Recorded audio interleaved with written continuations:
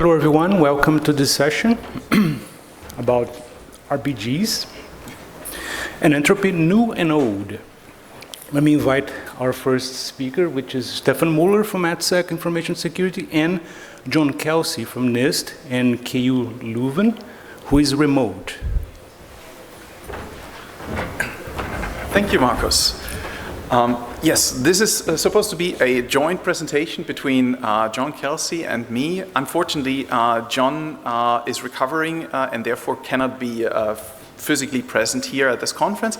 But I think he's at this time also dialed in remotely. So in case, John, if you hear us and I'm saying something wrong, you can correct me, or if you want to contribute, just chime in. I'm going to talk about a new DRBG that has been devised and suggested by a joint collaboration between John Kelsey, Stephan Lux from the University of Weimar in Germany, and myself. Now, how do I advance it? Here we go. Okay. So, why is it that we need another DRBG? I mean, don't we have already some DRBGs in our SP890A series? Well, I'd like to at least touch that topic because I guess everybody has that question. And secondly, I would like to talk about the concepts, because the idea, as the presentation title says, it is supposed to be a lean and perhaps mean random number generator. And with that, the concepts are actually being explained quite fast, quite expediently, and it should be easily be understood how this XDRBG works and what are the concepts. I would also like to show information about the performance and show you that this DRBG being lean, it will also be visible in the performance when you compare it to the existing 90A random number generators.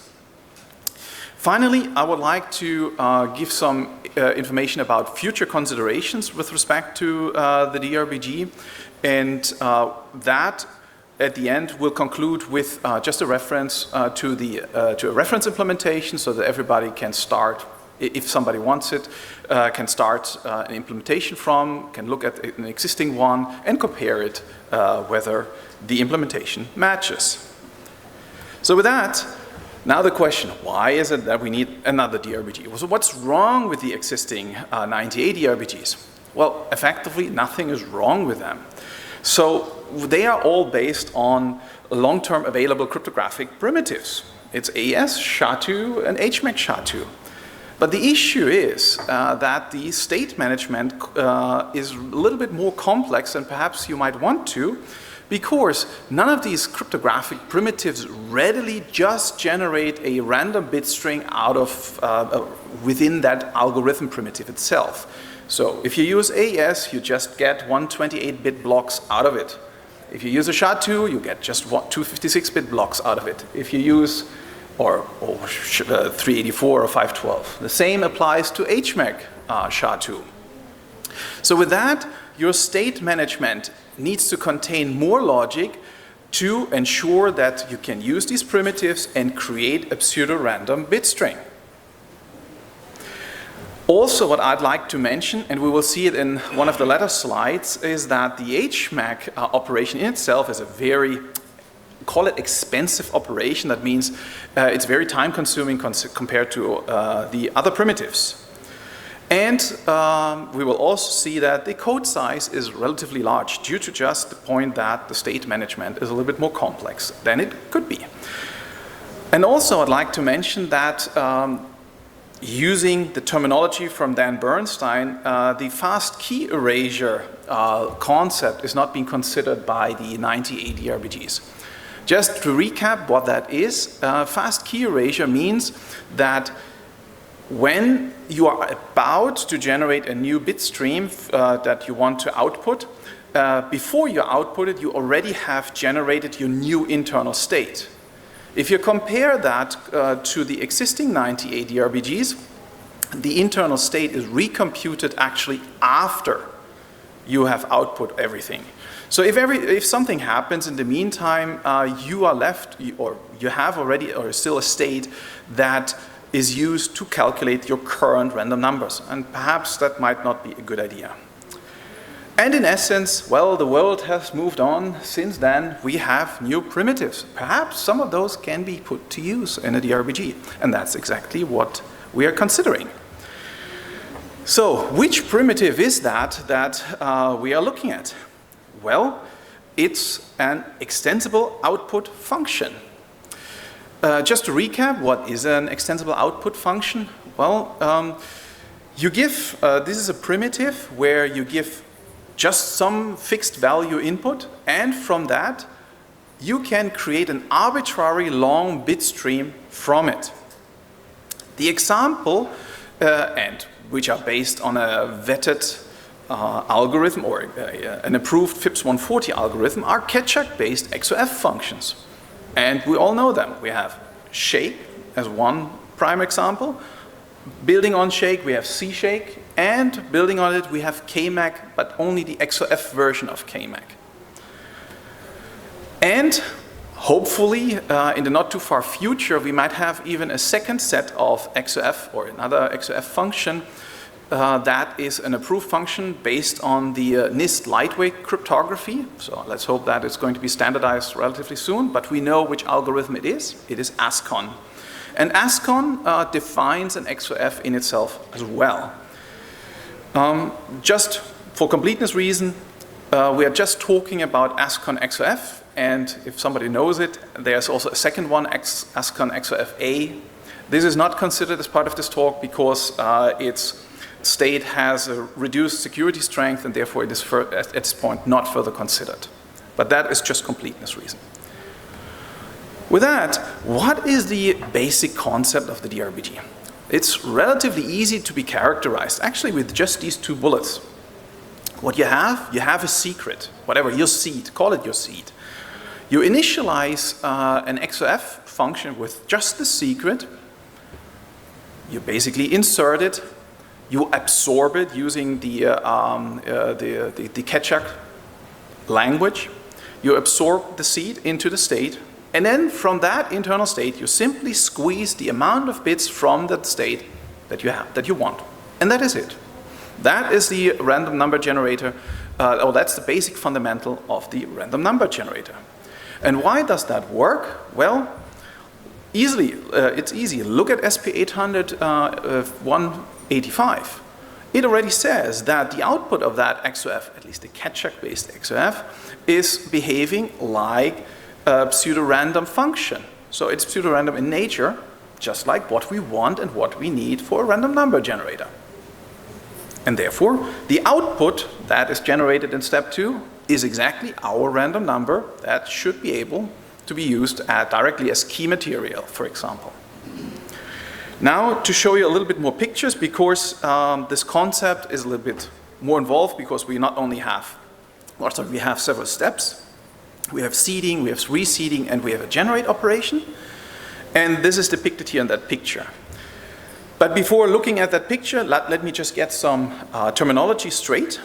You see a variable v, that is the internal state. That just characterizes the internal state, and it has a given size.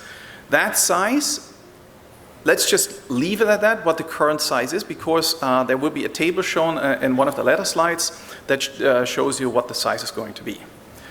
Then there is an encode function. Well, that encode function is simply a concatenation of input data. It's a tiny little bit more involved, but just for the mathematical side, it's just a concatenation. That's it. And lastly, you have an alpha value that is just representing, in SP898 terminology, the personalization string and the additional information string.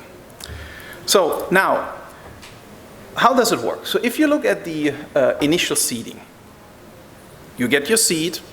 Optionally, you have your personalization string. You concatenate both of them. Simply absorb it in your XOF function, and you squeeze your V, your internal state, your first internal state from it, of the desired size. That's it. For reseeding, you do effectively the same, with the only difference is, of course, you take the already existing internal state variable V, and absorb it into the XOF together with your reseed data and perhaps the optional additional information string. From that, since it's just reseeding, you again squeeze out the next internal value, the internal state from it. That's it. The interesting aspect is, of course, the generate function, because that will give you the random bits that we want to use for keying material, but conceptually it's identical. So you take the existing state, V, you optionally add also an additional information string, and you absorb both into the XOF. And now the interesting thing happens.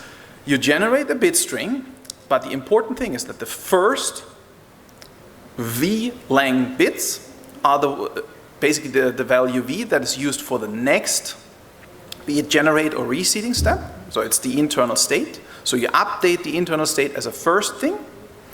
And subsequently, any subsequent bits that are being generated from the XOF, what is called sigma here in that lower blue box, that is your random number or your random bit string that you use directly as keying material, and you can obtain it of any size.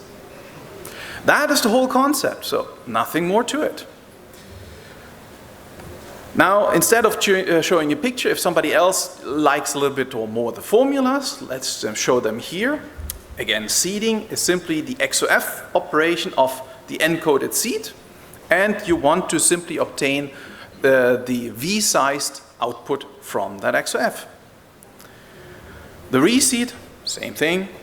You insert the encoded version of the already existing V, concatenated with the seed, and you squeeze out the V-length output from it. And finally, the DRBG generate. If you model it mathematically, it's basically this way. So you have, quote unquote, a temporary value where you generate or you squeeze out data of the desired length from the XOF function, which you have absorbed, or into which you have absorbed your previous state, perhaps some additional information, and you obtain the requested data from it.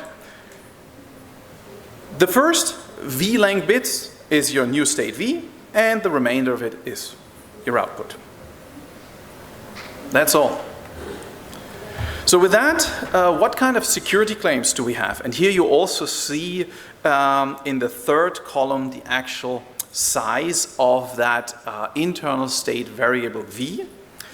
And if you know these primitives a little bit by heart, it is consistent with the capacity of these algorithms. So we have an XDRBG 128, which basically simply uses a shake to 128 with a capacity of 256 bits. And you have here the required minimum entropy that you have to use for initialization or for reseeding. And you see the classical strength is 128 bits. Or if you have it, if you want to convert it into the security class or category, that NIST currently uses to define the strength of algorithms, it is the category 1. You have an XDRBG 192, which uses shake 256, and as the name already hints to, it has a classic strength of 192, and it has a security category of 3. And you use the same shake 256 state or primitive to use the capacity, or with the given capacity, to obtain a 256-bit strength, classical strength DRBG, or a category 5 DRBG. So that's it with the currently existing validated or approved algorithms or primitives. When ASCON comes along, you have additional primitives that you can use. Here they are given for completeness reasons because this XDRBG is defined that way. So you have ASCON, which provides you a classic strength of 128-bit, so security category 1. But you also have a definition using ASCON with a classic strength of 170 bits, and that yields NIST category 2. When it comes to these shake primitives, I would like to simply mention that, of course, SP 800 185 defines equivalent functions to shake, and that is their respective C-shake or KMAC XOF equivalents. And mathematically, there is no real difference, or at least from the state management, there's no real difference between shake, C-shake, and KMAC. It's just how the input data is being formatted and absorbed into the XOF state, whereas you have the difference between shake, C-shake, and KMAC. With that said, Shake 128 has the same properties as C-Shake 128, the same properties as KMAC XOF 128, and the same for 256. So that means even if you don't have Shake directly available, you have C-Shake or KMAC, simply use those primitives instead. Just some performance data. So you see this table on the left-hand side, you see different platforms that we have tested. The second column is just for completeness. I don't want to use it for comparison because you would compare apples and oranges, but it gives you a performance where the Shake 256 is implemented with vector instructions, so AVX2 for example, or the ARM Neon instructions and similar. But since we want to compare it to like a hash DRBG and an HMAC DRBG, and for this comparison, both the SHA-2s that I use for comparison, they are implemented only as C, I have to naturally also just use the C implementation of Shake to compare it. Otherwise, it makes no sense. But you see from these numbers that basically all modern CPUs are significantly faster when generating 1 gigabyte of data straight from the XDRBG.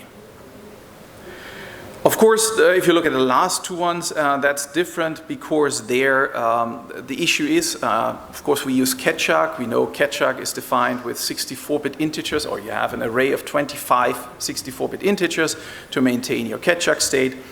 In those two systems, you don't have that available, so therefore, the state management is a little bit, or the Ketchak, when you compile your code for that one, the assembly code that the compiler creates for you is a little bit more complex because it needs to map 64-bit integers and its operations onto 32-bit registers. That's why it's a little bit slower.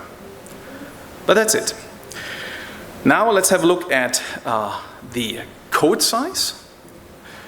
As I said at the beginning, the XDRBG is supposed to be lean, and let's compare it. Before we start comparing, all of those implementations that I show are from me personally. That means you can compare it because I suggest that I have a relatively similar code structure or way of coding it. So therefore, I hope these values are at least comparative. They can be used for comparison. So if you use the counter DRBG with a derivation function, that has some 180 lines, and you see the hash DRBG and the HMAC DRBG, and if you compare it to the XDRBG, you see the XDRBG is the leanest of them all. And of course, these numbers are just the state management and the DRBG implementation. It has nothing, all the cryptographic primitives like the AESs, the SHAs, or the Ketchak operations are excluded from these numbers. So with that was it with respect to the DRBG and how the DRBG works. Let's just have a look at future considerations. And here, I have to please be very careful. I am not NIST. What you see here as the first line, I'm just relaying a statement from John Kelsey. So I'm not making an authoritative statement here. Please remember that. So John Kelsey mentioned that there are current plans for the upcoming revision of SP 890A, where this XDRBG is going to be rolled into. So that means even if you're bound to performing a FIPS 140 validation, in the future you might be able to use it in your implementations, or at least you can consider it. Secondly, The XDRBG is currently published and well defined. It has been actually published this spring at the FSE 2024 cryptographic conference in Leuven in Belgium. And it is equipped with a specification that also contains a security proof. So it's basically the first DRBG that as part of its release contains a security proof. Actually, until the time of the FSE 2024, both Stephan, one of the authors, and myself, we were under the impression that the other DRBGs from '98 did not have any security proof. But at that conference, actually, some guy stood up and he mentioned that at least for the counter DRBG, he made a proof, but that was retroactively. So that at least is the first one that provides a security proof together with its inception. And finally, there's also a reference implementation available. Where can you find all of that? Because eventually you want to look at that and not just trust me here. Here you have reference URLs. So the presentation at the FSE is under this URL. Of course, I think the slides are being distributed after the conference, so perhaps you don't need to type it. You have a reference implementation, at least for the XDRBG 256, based on Shake 256. That is provided here. And you also have it used in a general purpose cryptographic library where you also have accelerated implementations of those XOFs, including XDRBG 256, again based on Shake 256, as well as XDRBG L128, which, as I mentioned, is based on ASCON. You have the URL that is available, and there is one more item which is yet left. This will come in the hopefully near future. We will also submit that paper, but with an extension to a cryptographic paper. And that extension that is added will contain the mapping of the XDRBG properties to the to the AS2031 cryptographic properties.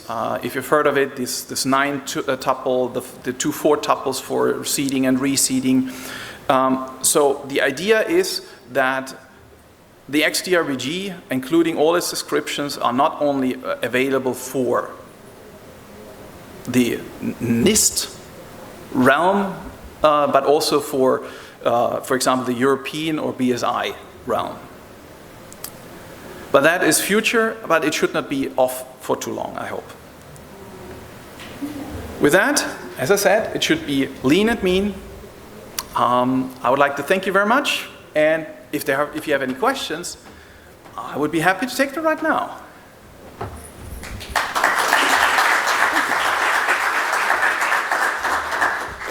Thank you very much for a very intriguing talk.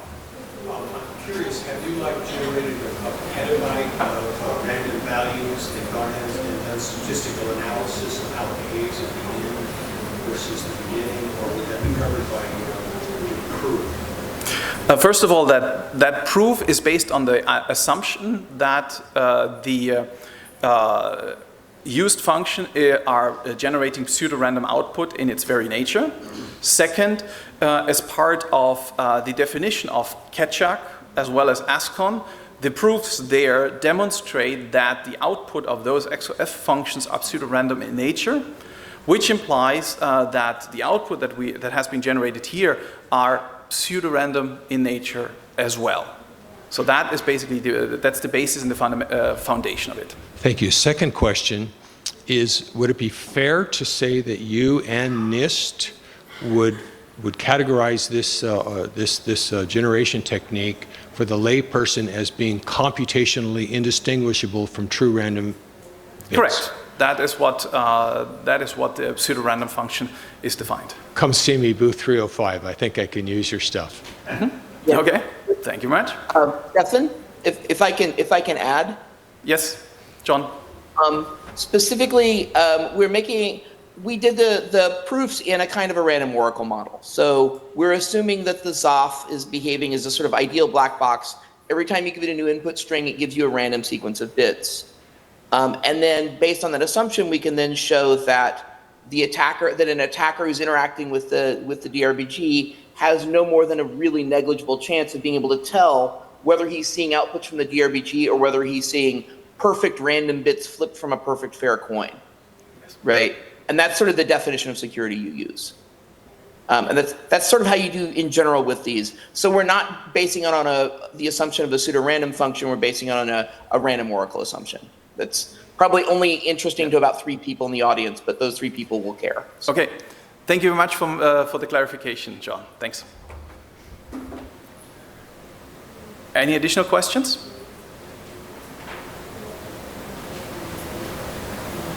Okay. Then thank you very much.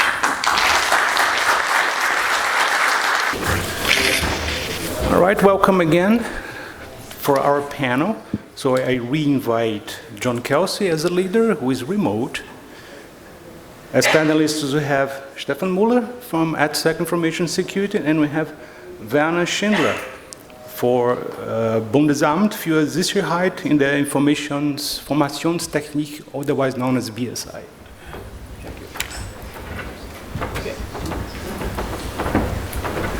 So, thank you very much again. So I'm here on stage once again.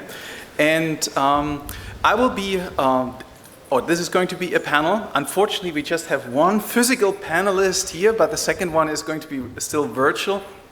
So, unfortunately, John Kelsey, he wanted to be here in person, and he is recovering. So, John, we wish you all well. And so, therefore, he cannot be physically here, but he is on the microphone. And so, especially when you eventually have questions, I would ask you and urge you to step up also to the microphone so that John is able to hear you and together with Werner give the right answers. That said, this is a panel, and I'm actually honored to introduce Werner Schindler. He is the head of, how's it called now? Basics of Cryptographic Methods, that the department in the German BSI, the Federal Information Security Office. And he is the co-author and actually, I would think the lead author of the German AS 2031 standard, which defines evaluation methodology as well as functional requirements for entropy sources, including conditioning components, as well as random or deterministic random number generator. Secondly, and that is now virtual, John Kelsey. I would like to introduce also John Kelsey. He is a member of the NIST crypto technology group specializing in random number generators and entropy sources. He is a co-author of the SP890 series. So we have 3 of them. We have A, B, C. So he is the co-author of all 3 of those.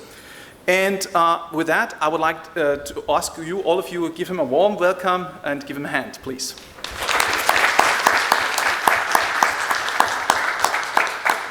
Before we start with the panel, I would like to mention again, this is a panel, and Werner as well as John, they have envisioned a few suggestions on how this panel is going to proceed, because we also invite everybody in the audience to step up, ask questions, because if you have questions about random number generation, about requirements and rules, these are the godfathers of these 2 standards. So if you have questions, ask them now or never.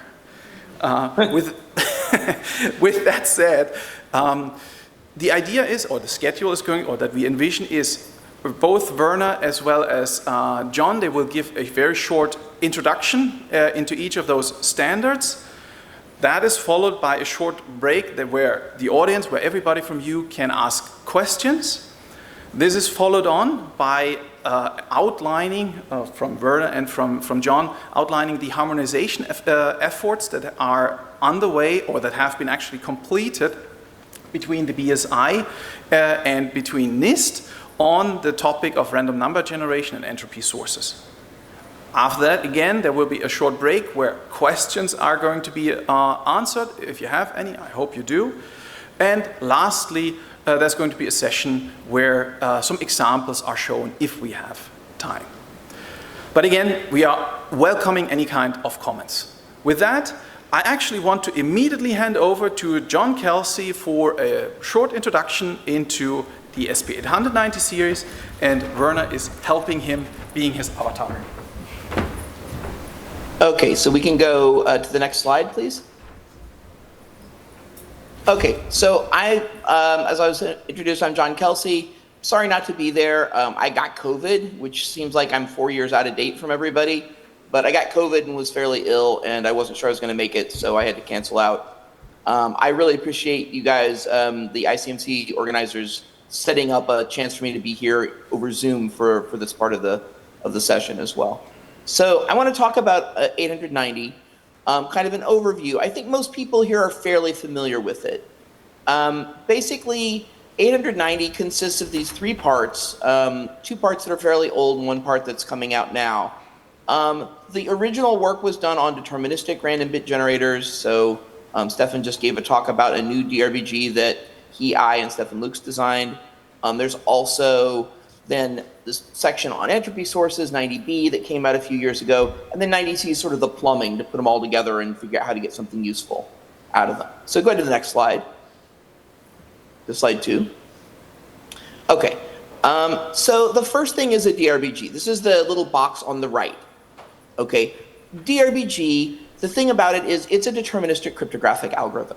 Okay, like the XDRBG, which we just heard a talk about, it's completely deterministic. You can read the spec or the paper and you know everything about it, right? So how do you get randomness out of that? Well, what you get actually is you get cryptographic pseudorandomness.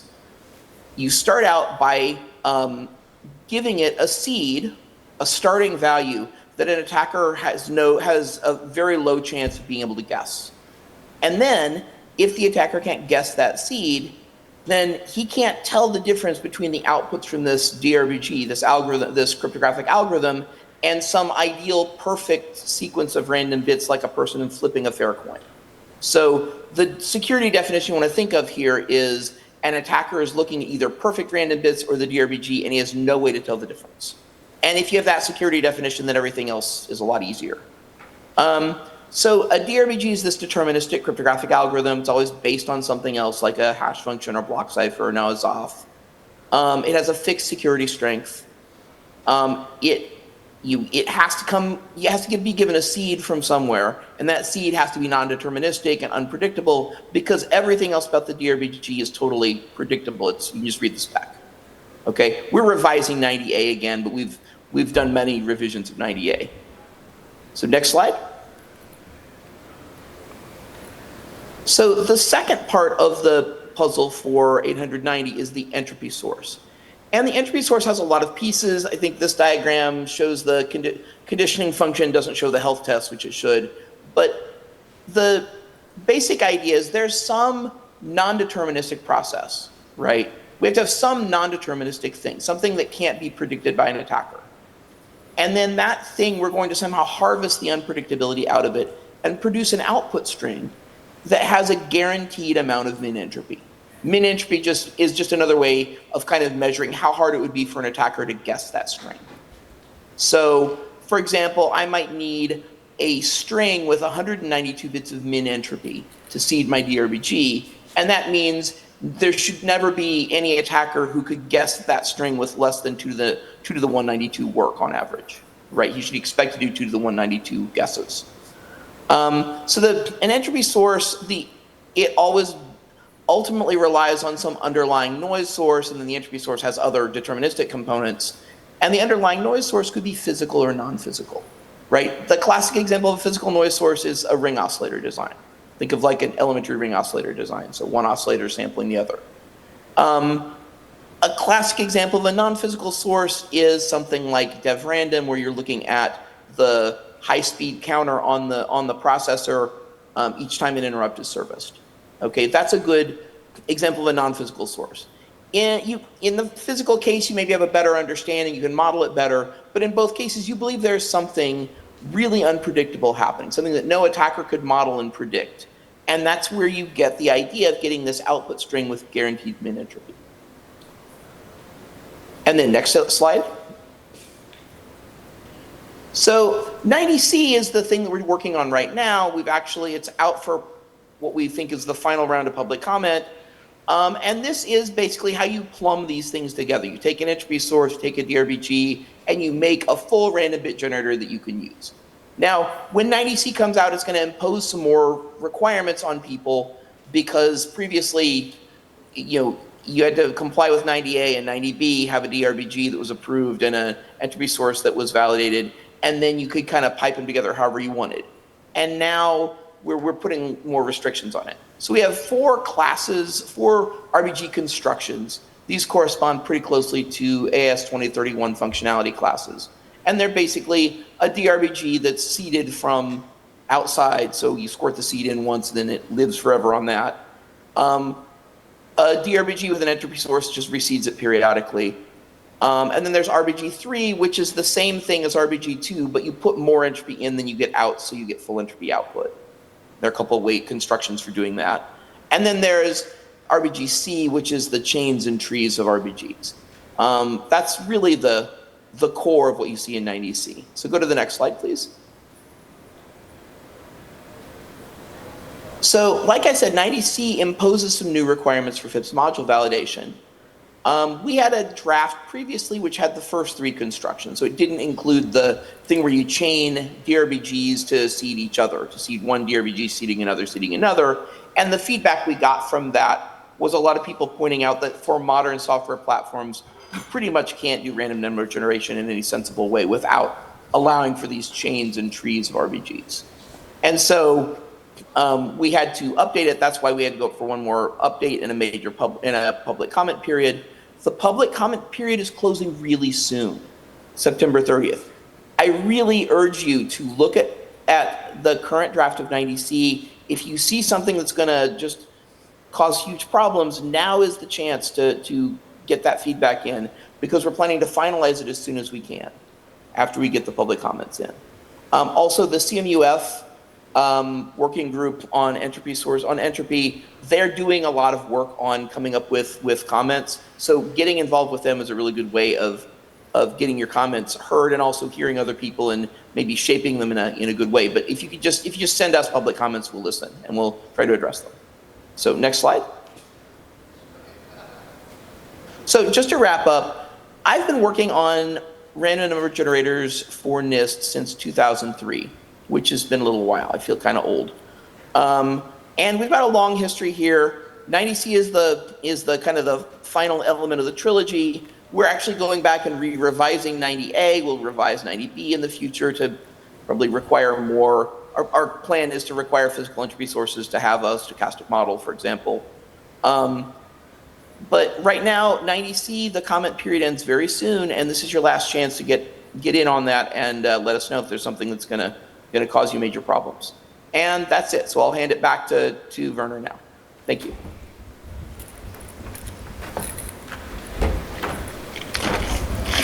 Oh, let me first thank the organizers of ICMC for the invitation to this panel, and thank you, Stephan, for the introduction.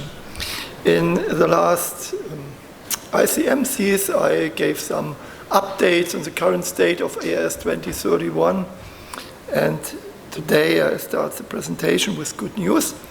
New AS 2031 has been published this week, to be precise, on Tuesday. And there's a link, you can download it. It's an English document. When you download it, you will see it's a really huge document. It contains about 300 pages. But don't be afraid. You do not have to read everything until you can use it. Because AS 2031 has normative parts and informative parts. And the informative parts contain some mathematical backgrounds, some theorems that can be useful in this field, also a lot of examples. That means it depends on the RNG you want to get certified, which part of the AS 2031 is relevant for you, and then you can concentrate on these issues. And the version 3.0, this is a new version, replaces the old reference from 2011. It was version 2.0. As you certainly remember, AIS 2031 does not have approved designs, but we have defined functionality classes. And in these functionality classes consist of a number of requirements. And the random number generator is compliant to this functionality class if it satisfies all the requirements. You see here, in the second column are the deterministic random number generators, and an arrow from DRG3 to DRG4 means that the DRNG of class DRG4 fulfill all the requirements of class DRG3 plus some extra security requirements. The 6 functionality classes from DRG2 to NTG1 are further developments and extensions from existing functionality classes. The class PTG3 is the strongest class, and we have a new class, the DRNG3s. This is DRT1, this is new. We will learn later more about this. And let me just give some takeaways on this slide. As I said, a developer or a vendor can claim some functionality class for its RNG, but the developer and the evaluation lab have to give evidence that all the requirements of the claimed functionality class are fulfilled. If you consider physical RNGs, the core of the evaluation is a stochastic model. I've given some talks in the past. And interesting would be for deterministic RNGs. I said we have no approved designs, but we have 2 conformity proofs in AIS 2031, part of the informative part, and that show that the HMAC DRBG and the hash DRBG are compliant to class DRG3, at least what the algorithmic requirements concerns. Of course, you still have to give evidence that the seeding or reseeding process is appropriate, but if you use certified products, then it's usually not a problem at all. And there's a new functionality class, the DRNG3s, and you can learn more about it after the lunch break in a presentation that I give together with Hamilton Silberg from NIST about the RNG trees and RBGC constructions.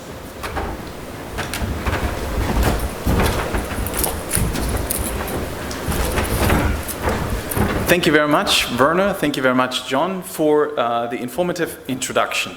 So that is now our first break, and I would like to invite the audience. Any questions that you have so far? I mean, don't be shy. I said godfathers are here, so they're still humans, so we can still approach them. Okay, it seems not. Then at least I would like to break the ice with the first question. And that would be the first question to you, Werner.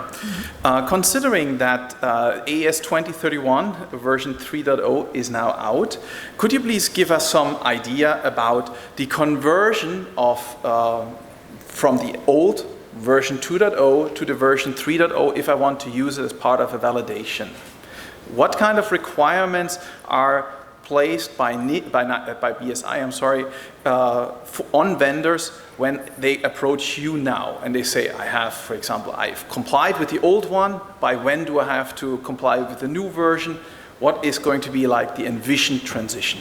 If you could answer. Okay, to be honest, I'm not the right person you're asking, because this is in the responsibility of our certification branch. I'm head of a cryptographic, of a branch, of a section that considers cryptographic mechanisms. But of course, I'm in contact with our certification branch. Because I expected this question, and it's a very natural question. The good news is if you want to use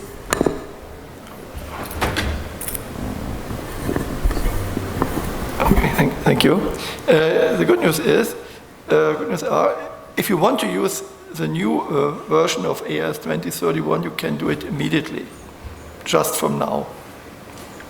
Okay. But of course, we do not require this. There are generous transition periods will be given, similar as last time when we introduced version 2.0 in 2011. And I cannot give you precise dates, but it also depends on what is being certified. Let's say if you have a completely new product, then the transition period will be, I would say, in the order of many months. Not 3 or 4, but several months. But sometimes you use, you have physical RNGs that have been certified and recertified, and in these cases we speak of an order of years. Of course, we do not want the vendors to just stop the production there. That means there the transition period is much longer, or if some devices have to be checked because they are security critical and they include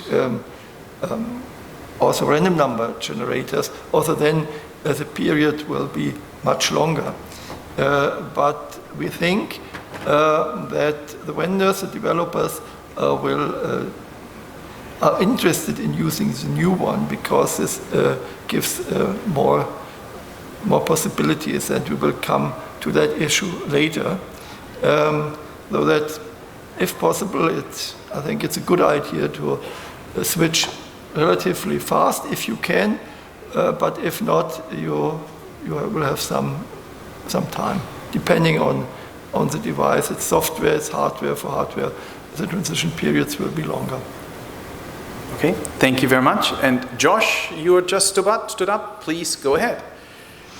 Okay, well, this runs the risk of maybe being another question that isn't precisely correctly addressed to you, but and it's sort of maybe a follow-on to what you just laid out as far as schedule, because my question is essentially, when should we look out? So I know that you and BSI generally and NIST generally have put a lot of effort into sort of looking at compatibilities between the two different programs, and so I'm interested in your guess, I guess, as to when we should start looking out for products that have had an opportunity to go through both systems in order to try and be able to sort of more practically gauge compatibility and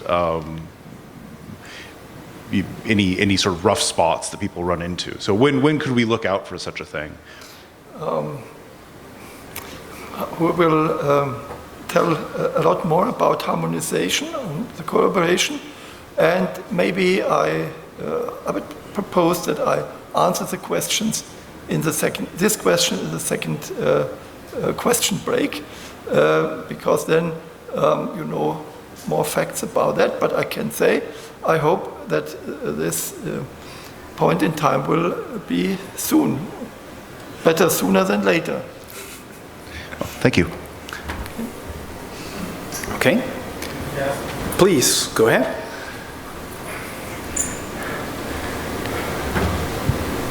Hello. So if you could show the slide before where you had the DRNG trees. The tree? This one? Yeah, the tree. So my question is, from the ESP point of view, can we holistically do a single ESP certification on entire tree, or do we have to independently? Because you could have multiple sources in there.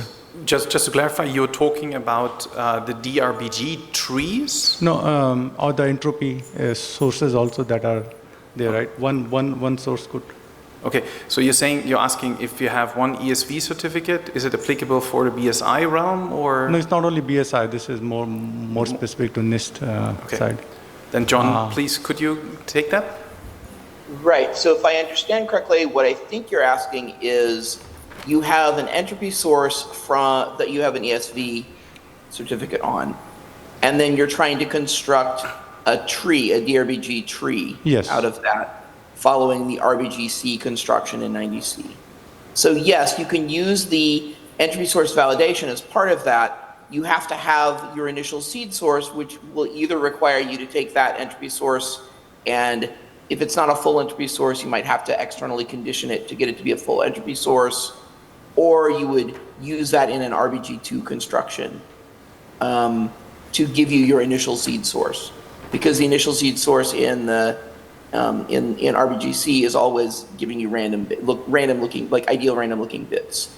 But yes, you can use the ESV certificate as that you already have, and then build on top of that to get the initial seed source and then the RBG, the tree, the chain or tree of DRBGs. And I'll point out there's a discussion on the RBGC stuff later today that I think Werner and Hamilton are going to be doing that may be a little more informative for that. Okay, thank you. Okay. Thank you. Okay, then I have one more question because I asked Werner, and now of course it would be the same question that I would like to ask you, Sean. I know that perhaps you might not be able to fully answer that, but I know some responsible persons who might be able to answer that are also here in the audience. But nonetheless, I would like to ask it to you, Sean, first. Can you inform us a little bit about envisioned transition periods or the transition, how to get from the current FIPS 140 IGDK to perhaps then the SP 890C released version for FIPS validations? Right. So first of all, this is actually a significant issue because previously we had entropy source, DRBG, and you had to pipe them together. And we had some guidance on that, both lab guidance and also some things written in 90A, but 90C imposes more restrictions. It limits what you can do a little bit more. So that's going to be a constraint. I talked to a couple of the people who are actually there now, I think Chris and Tim, over email. I think we will be giving at least a year of grace period, may end up being a little longer from when we publish the final version of 90C. There'll probably be about a year, at least a year of grace period or grandfathering or whatever, when people can still follow the previous guidance before they have to switch over. We always have some changeover period because people have things in the pipeline and it's hard to change. That may extend a little bit, but I think I think we're pretty sure that we'll have at least a year of time to kind of catch up. And we have had 90C out there in more or less its complete form for a while, so hopefully nobody's coming at this with just like, oh my gosh, you know, how was I to know there was a change? But that's the best I can give you. Tim and Chris, maybe I'll leave you more precise detail, either now or offline. Okay, thank you very much. Then we're good. So, okay, Tim and Chris, they just raised their thumbs, so your statements were seemingly accurate, and I think we have a good answer. Thanks a lot. Any further questions?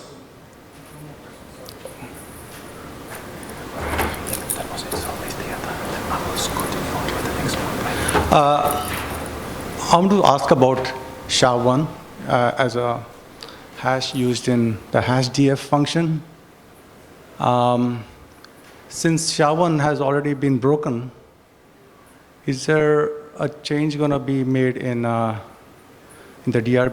SP 890A or 90C to exclude SHA-1 from hashdf? Yes, our plan right now has been to remove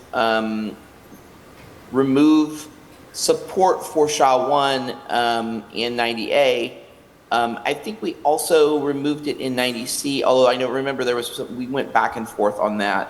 I should probably look at the document to give you an absolutely sure answer, but I'm pretty sure we removed it. The plan is to get rid of, we basically were getting rid of obsolete algorithms. So SHA-1, it's been broken for collision resistance.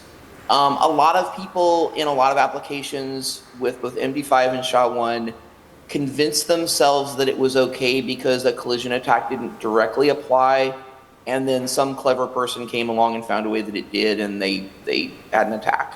So I think at this point, just as a matter of prudence, if you're using SHA-1 in anything, or MD5 especially, you need to actually have a security proof that is absolutely nailed down, that says it's based on some pseudo-randomness property or preimage resistance or something, if you're using it at all. From our perspective, we're trying to get rid of SHA-1 and triple DES from everything.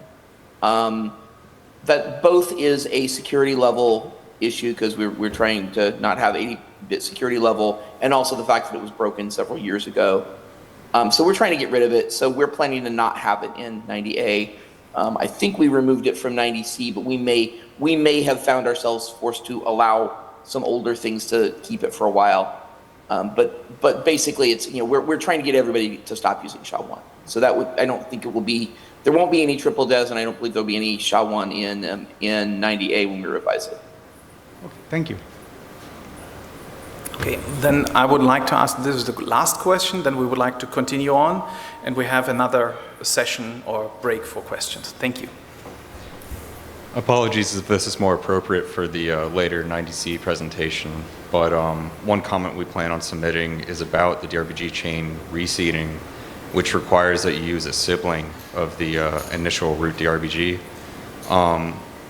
We were planning on commenting like why, if you're able to assume that there's no recursiveness happening or there's no reuse of entropy, why it has to be a sibling and it can't just be another, like it could be an entirely different source of entropy starting that reseed chain.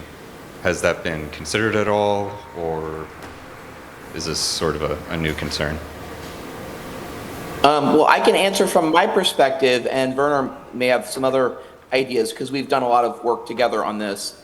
I think in general, in cryptography, there are a lot of ways you could do things that would probably be fine. And when you're writing a standard, you narrow it down to things that you can be convinced will be okay and that you can test. So even though there probably are plenty of ways to do a DRBG tree or chain that don't have any of these restrictions, we wanted to make sure that we could specify it in such a way that it was easy to figure out whether or not there was ever going to be a loop, whether or not there was ever going to be a time where I am getting my reseed ultimately just from my own state, right? We need to make sure that can't ever happen. And so based on that, the easy way to do that, originally what we were planning to do was just say, you can only get seed from your parent, right? You can only get, you have the parent, the initial seed source, that can't ever change, that goes away, you can't reseed anymore. And the issue we ran into was, in particular, I think dev random, I think probably similar things on other operating systems, you have multi-core systems where there might be on each core, there might be a different instance of the DRBG, and you don't want to have to move between the cores. That would make things much less efficient.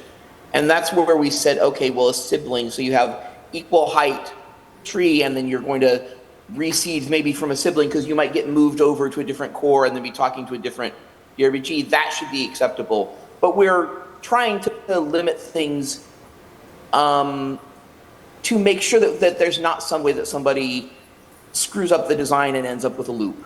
That's really my core issue. And even though there are a lot of sensible ways, there are a lot of designs that would be okay that didn't do this, we needed to narrow it down to something that we thought could actually be checked and make sure that somebody wouldn't screw up in this way. And Werner may have other thoughts because he certainly spent a lot of time thinking about this as well. Werner, would you like to answer, or would you like to add some more information? I do not think that's necessary. John has addressed a lot of aspects, and if you are interested in that field, please come to the talk this afternoon. Then you get more information. You will also get some examples. We will discuss examples, and we'll explain why we use the sibling rule. Thank you. For reseeding.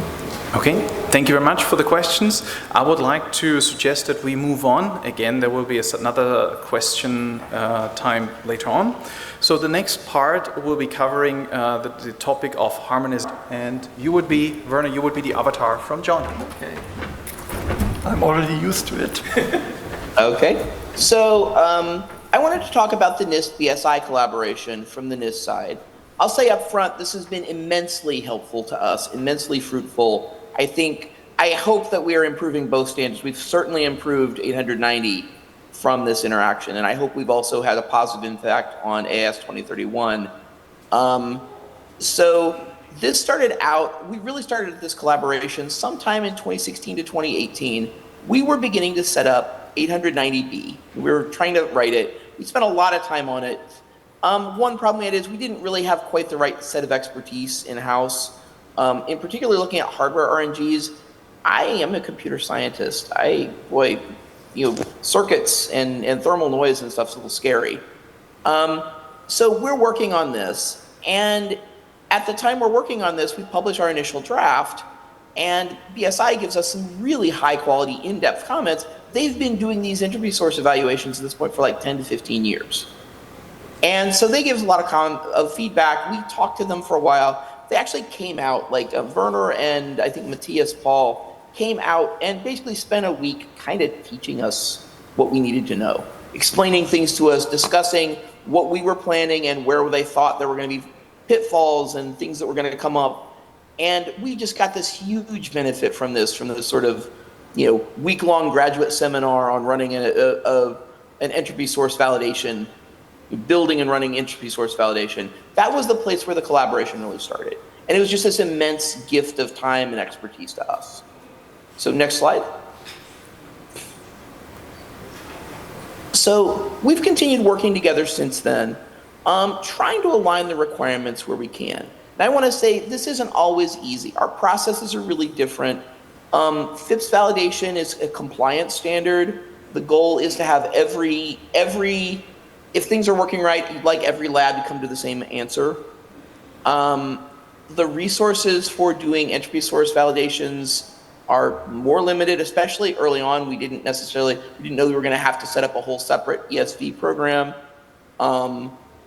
And so we couldn't always converge on the same requirements. But where we can, we've tried to align requirements. And we've especially tried to find the kind of the sharp edges where we require you do something and BSI forbids it, or the other way around, and try to get rid of those where we can. We've had meetings every couple weeks, a lot of in-person meetings. We've been doing a lot of joint presentations, and this is all part of working together and trying to make our standards align as much as possible. Right, so go ahead to the next slide.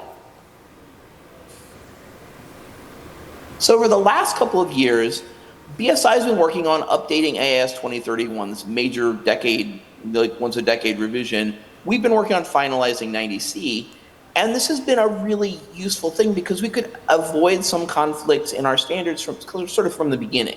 So instead of finding a problem later and saying, well, how do we work around this? We could say, oh, let's avoid this problem entirely. Let's make things line up as much as they can. And this is reflected very much in 90C, and I think also in some of the new AS 2031, especially the trees and chains. And if you look at RBG constructions in 90C, they're quite similar to AS 2031 functionality classes. There's a reason for that, right? It makes things line up nicely. It means that you can reuse some of the analysis from getting through one process to get through the other, and also we can reuse some of the expertise and some of the analysis across the two different standards. So go ahead, next slide. So there's a new joint publication about bridging the gap between these two standards. This is out for public comment until December 20th.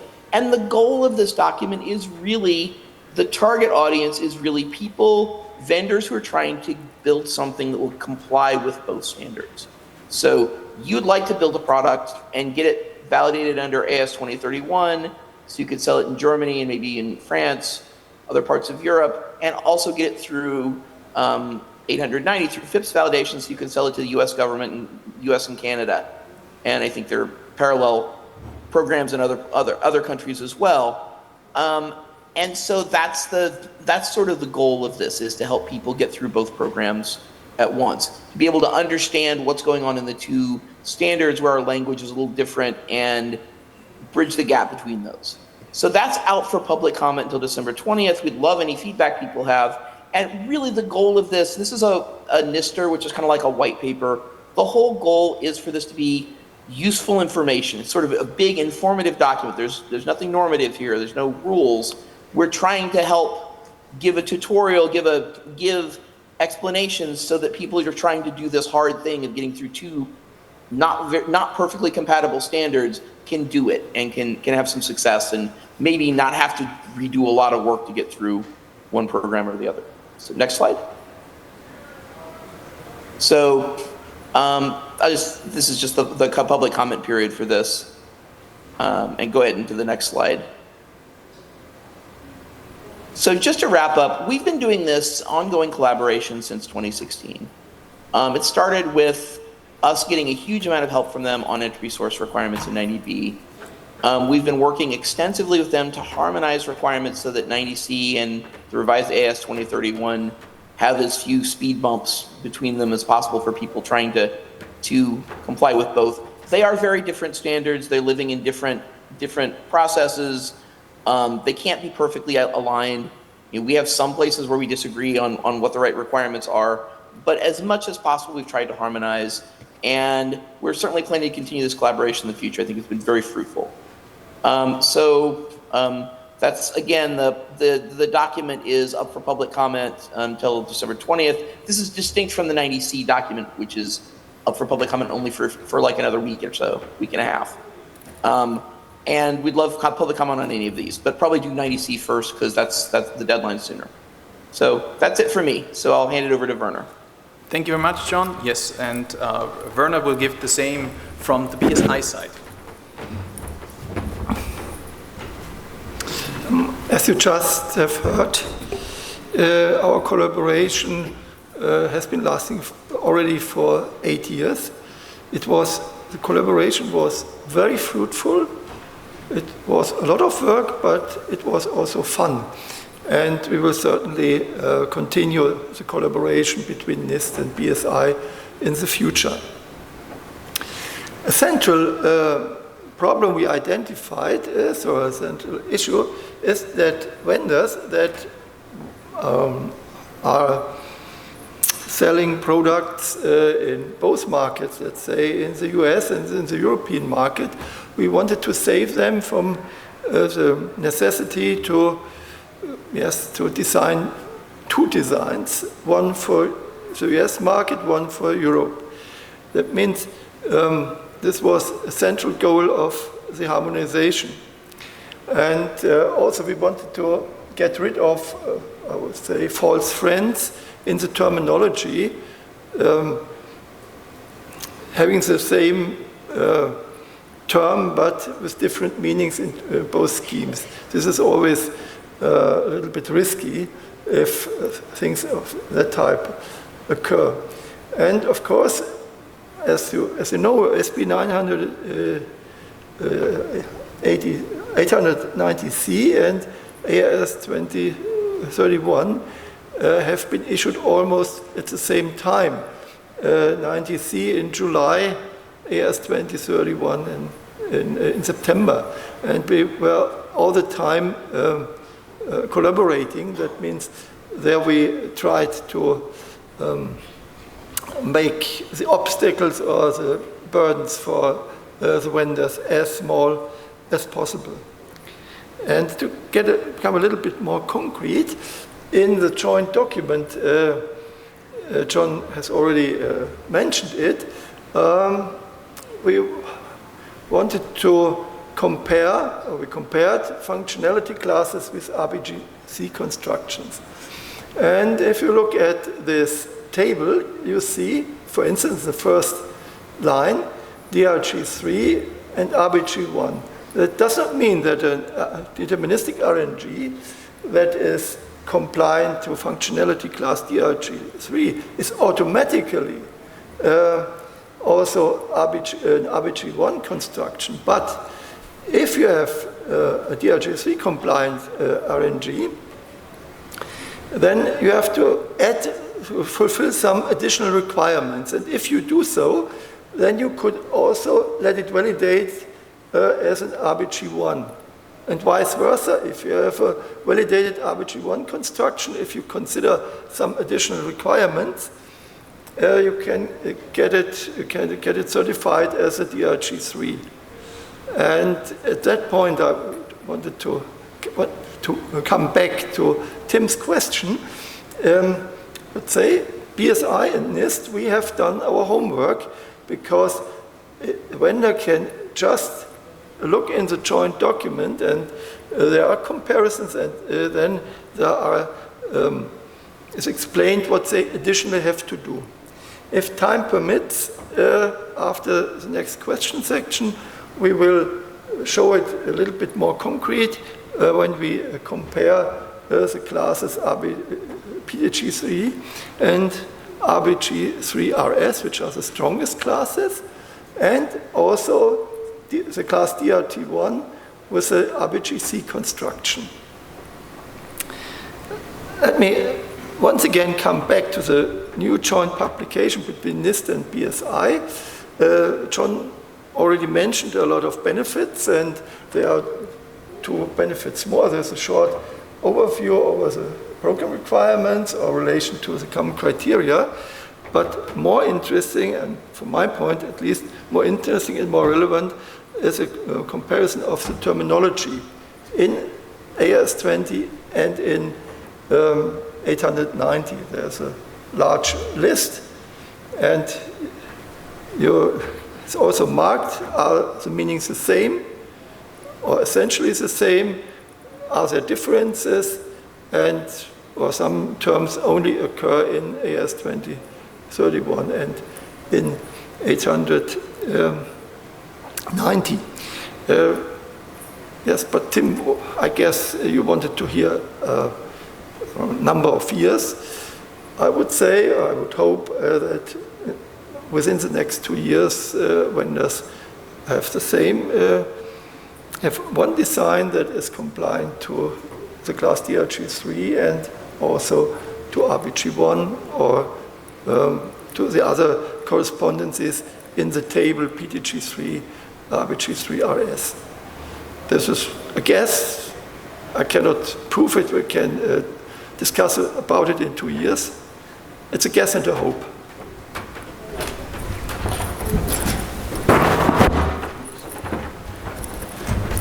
Okay, thank you very much, John and Werner, for the explanation about the harmonization. Now we approach again our second question section. And first of all, the question to you, Josh. Was your question answered from the beginning of from the first section?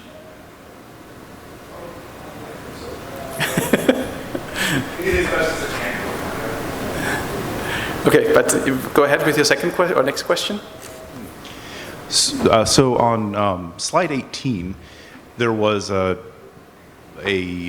mapping between the RBG classes and the functionality classes. And notably absent here is RBG3 XOR, and I was wondering if we should draw some inference from that, or whether it simply wasn't included because it wasn't included.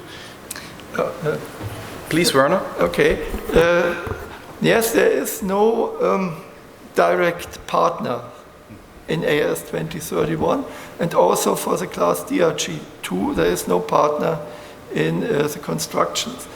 But one can say if you have an RBG3 XOR, it's not compliant to class PTG3, but it's compliant to class PTG2 and to class DRG3. And under suitable circumstances, maybe also to class DRG4.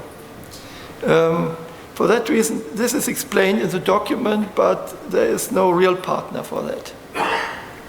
Thank you very much. Okay, thank you. Any additional questions so far? Okay, I do have definitely some. So allow me then, if nobody else wants to shoot ahead. The question that I have is to you, Werner.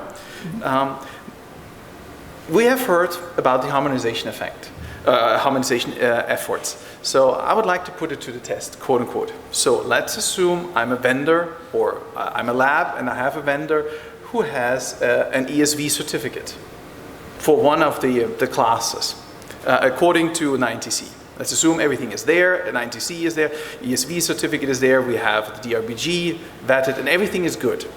Everything is compliant. Now I would like to come to the BSI scheme. I want to have that covered. Is there some form of fast track? Can I just simply show the ESV certificate plus a little bit of design, perhaps a mapping to the BSI's AS2031 terminology and classes, or do I have to go through a complete validation, CC evaluation, whatnot, to get that covered? I must confess that I'm again the wrong person you are asking. That's a matter or a topic for our certification branch. What we mean here in this table and also in the joint document is that from the design, things are similar. From the design, the constructions and the classes are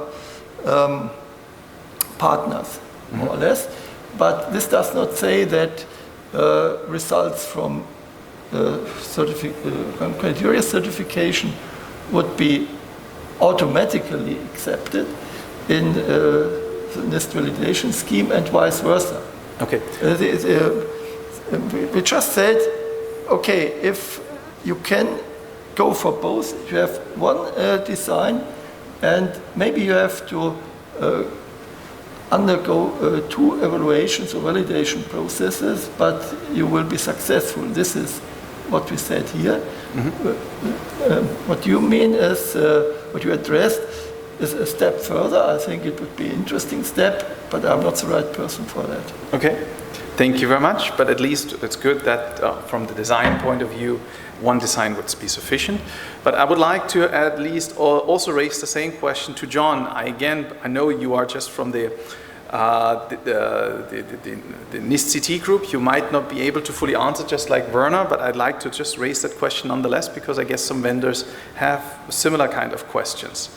So if I have an AS2031 compliant implementation, it went through a successful evaluation in the German scheme, could I easily reuse it, or do I have to go through the full ESV validation, through a full, perhaps either algorithmic testing or FIPS 140 validation?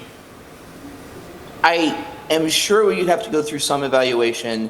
Like Werner said, I think coming up with some cross-certification policy between AS2031 and FIPS 140, that would be great, but that's not technology, that's politics. You know, that's politics and policy and how things get, and exactly meeting all the requirements. So I can't really figure out how to make that happen, although, like Werner said, I think something like that would make sense. I think if you were going from AS2031 validation to, or evaluation, certification, whatever, to FIPS 140 validation, I think you would probably find the requirements of getting through if it's a physical entropy source, I think you would find the physical entropy source requirements less demanding from our side than from BSI's side. I think if you did a stochastic model that convinced them, I think it's very likely that you would not have much trouble getting that stochastic model accepted and that analysis accepted. So I think they have more strict requirements than we do there. Some aspects obviously are just not workable, like AS2031 designs can have, you could build your DRBG based on cha-cha, right? Or based on some algorithm that's not standardized by NIST, and that would just never ever get through FIPS 140 validation. We have a restricted set of algorithms that we allow. So I think you definitely have to design from the beginning to make sure you comply with both. I think if you're thinking in terms of getting the same design through both processes, probably what I would do is probably looking at the algorithms, you need to be more restrictive to get through ours. You need to make sure you're using approved algorithms from ours. You definitely want to look at the ESV requirements on our side as well as the BSI requirements for say a physical entropy source, but probably you're going to spend more time on it for AS 2031 validation than for validation under 90B, under an ESV. That may change with the next revision of 90B because we're going to be tightening those requirements a lot and requiring stochastic models. But I think right now that's the place where I think it would pinch more. Going from the German standard to the US standard, you'll find the algorithms are more restrictive, the designs are more restrictive. There are things that you're allowed to do under AS 2031 that we don't allow you to do. For the physical entropy sources, it's going to be the other direction. There are going to be things that pass muster under the current ESV that you would have to do a lot more work to convince BSI to accept. Okay. That's my quick answer. Thank you very much, John. It seems nobody is currently standing up. Okay, somebody, I'm sorry. Then please go ahead. Hi. This is regarding SP 890A, DRBG implementation. If I read the standard, it says that the reseed is an optional function. But given that entropy deteriorates, if you just use the initial seed and we continue to use it for a while, my understanding is that the entropy starts to reduce. That's my understanding.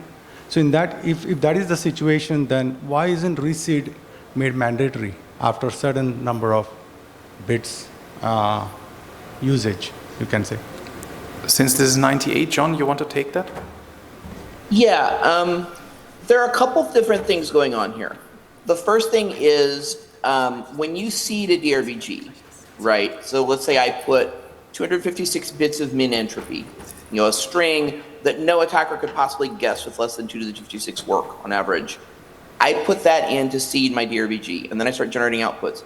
As soon as I generate 256 bits of output, there's not really any entropy left in the DRBG, right? Because, if you had an attacker who had no bounds on their computation, they could just try every possible input string and then look at the output and see which one was right.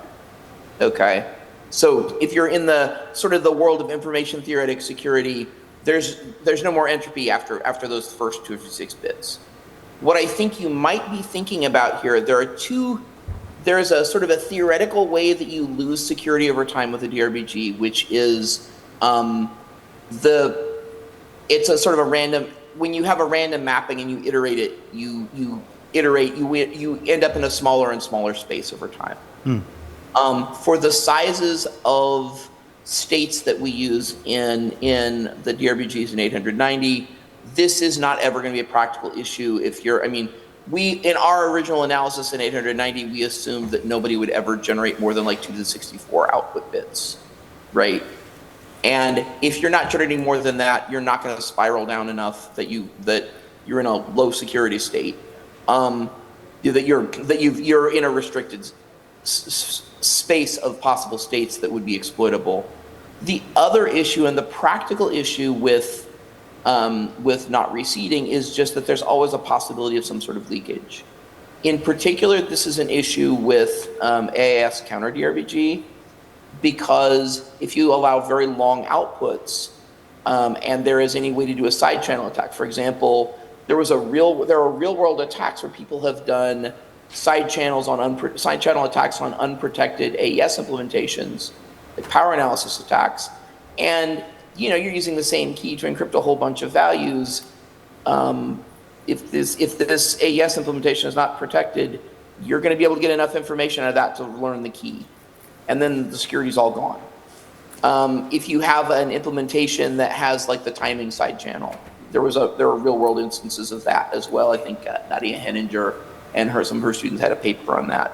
People had implemented counter DRBG with an AES implementation that had the timing side channel, and then of course for long outputs you were leaking enough information that somebody could learn the key. If you're concerned with leakage, that's a good reason to reseed, but it's not that theoretical issue of spiraling down in this, iterating a random function and you get into a smaller and smaller subspace.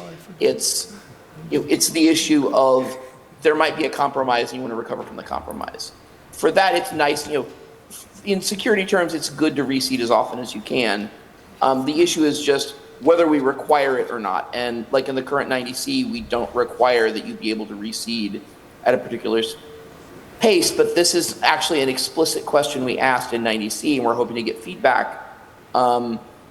AS 2031 does require for a physical entropy, if you've got a physical entropy source, that you reseed every so often.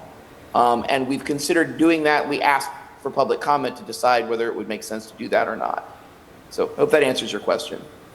Okay, thank you. I would like to hand over to Werner for the last 2 minutes. Okay, thanks.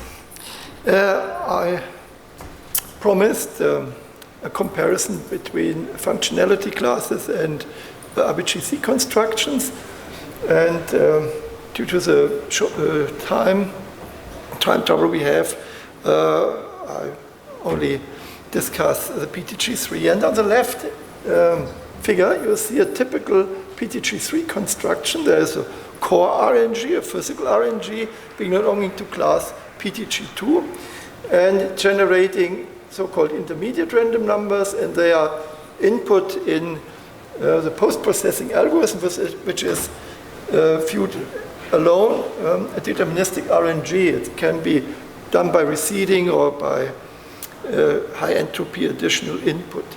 And the maximum entropy claim you can make is equals 1 minus 2 to the power of minus 2, which is just the same as full entropy in the 90C world, or in the 890 world. And on the right-hand side, you see a figure that shows a typical design for an RBG-CRS. We have an entropy source, a conditioning function, and a DRBG that is continuously reseeded. And the question is, what do we have to do additionally to come from one class to a construction and vice versa?